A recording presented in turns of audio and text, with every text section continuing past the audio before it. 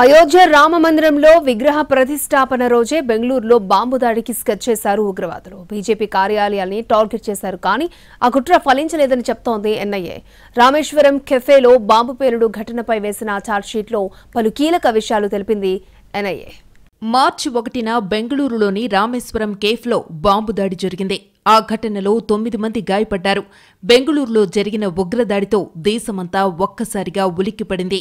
మార్చి 3న దర్యాప్తు ప్రారంభించింది national investigation agency NIA. వివిధ రాష్ట్రాల పోలీసు బలగాలు, ఇతర ఏజెన్సీలను సమన్వయం చేసుకుంటూ కీలక వివరాలు రాబట్టింది. అయోధ్యలో రాముడి విగ్రహం ప్రాణప్రతిష్ఠ కార్యక్రమం రోజే బాంబు దాడికి ఉగ్రవాదులు కుట్ర చేసినట్టు ఎన్ఐఏ దర్యాప్తులో తేలింది. వాస్తవానికి ఉగ్రవాదుల లక్ష్యం బీజేపీ కార్యాలయం. ఇంప్రూవైజ్డ్ ఎక్స్ప్లోజివ్ డివైస్ ఐఈడీతో దాడికి విఫల యత్నం చేశారు. అది ఫలించకపోవడంతో ప్లాన్ మారింది. రామేశ్వరం కెఫేలో పేలుడుకు తెగబడ్డారని బెంగళూరు కోర్టులో దాఖలు చేసిన ఛార్జ్షీట్లో వివరించింది ఎన్ఐఏ. బాంబు దాడికి సంబంధించి ముసావీర్ హుస్సేన్ షాహెబ్, అబ్దుల్ మదీన్ అహ్మద్ తాహా, మాజ్ మునీర్ అహ్మద్, ముజామ్మిల్ షరీఫ్లను నిందితులుగా చూపించింది ఎన్ఐఏ. ఈ నలుగురు షాజీబ్, తాహా ఐసిస్ రాడికల్స్. షాజీబ్ బాంబును అమర్చాడు.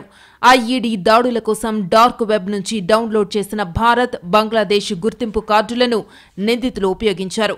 ఇక నిందితులు నలుగురిని ఇప్పటికే అరెస్టు చేశామని, వాళ్లిప్పుడు జ్యుడిషియల్ కస్టడీలో ఉన్నారని తెలిపింది ఎన్ఐఏ.